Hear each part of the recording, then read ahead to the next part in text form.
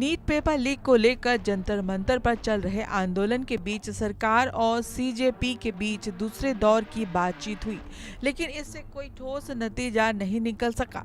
दोनों पक्षों के बीच चर्चा जरूर हुई, पर संगठन का कहना है कि उनकी मुख्य मांग पर कोई स्पष्ट फैसला नहीं लिया गया है। सीजेपी का दावा है कि लाखों छात्रों के भविष्य से जुड़े इस संवेदनशील मामले में केवल आश्वासन नहीं बल्कि ठोस कार्रवाई की जरूरत है, इसलिए आंदोलन खत्म करने के संकेत फिलहाल बिल्कुल नहीं है। सीजेपी के राष्ट्रीय प्रवक्ता आशुतोष रांका ने सरकार को साफ संदेश देते हुए कहा कि यदि केंद्रीय शिक्षा मंत्री धर्मेंद्र प्रधान इस्तीफा नहीं देते हैं तो आगे की बैठक का कोई मतलब नहीं रह जाएगा। उनका कहना है कि जब तक जवाबदेही तय नहीं होगी तब तक छात्रों का विश्वास बहाल नहीं हो सकता।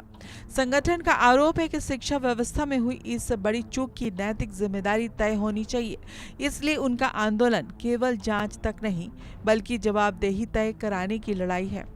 सरकार की ओर से बातचीत का सिलसिला जारी रखने की बात कही जा रही है, लेकिन सीजेपी अपने रुख से पीछे हटने को तैयार नहीं दिख रहा। संगठन का कहना है कि केवल वार्ता से समाधान नहीं निकलेगा बल्कि छात्रों की मांगों पर स्पष्ट निर्णय लेना होगा। आंदोलनकारी लगातार ये दावा कर रहे हैं कि देश भर के लाखों छात्र इस मुद्दे से प्रभावित हुए हैं और उनके भविष्य पर गंभीर सवाल खड़े हुए हैं। ऐसे में सरकार के अगले बड़े कदम पर सभी की नजरें टिकी हुई है। नीट पेपर लीक मामले में देश के लाखों छात्रों और उनके अभिभावकों के सामने भारी अनिश्चितता खड़ी कर दी है। जंतर मंतर पर जारी ये प्रदर्शन अब केवल एक आंदोलन नहीं बल्कि शिक्षा तंत्र में पारदर्शिता और नैतिक जवाबदेही की सबसे बड़ी परीक्षा बन चुका है।